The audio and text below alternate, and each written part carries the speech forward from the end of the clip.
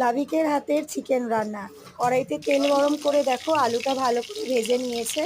আলুটা ভেজে ম্যারিনেট করা মাংসটা ও খানিকক্ষণ রেখে দিয়েছিল আধ ঘন্টার মতো। তারপর তেলের মধ্যে পেঁয়াজ দিয়ে তার মধ্যে একটু চিনি দিয়ে ভালো করে লাল লাল করেও ভেজে নিয়েছিল।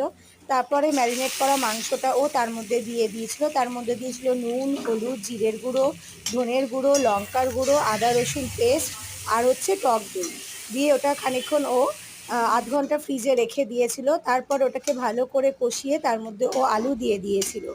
আলু টালু দিয়ে ভালো করে খানিকক্ষণ ও নাড়ছিল।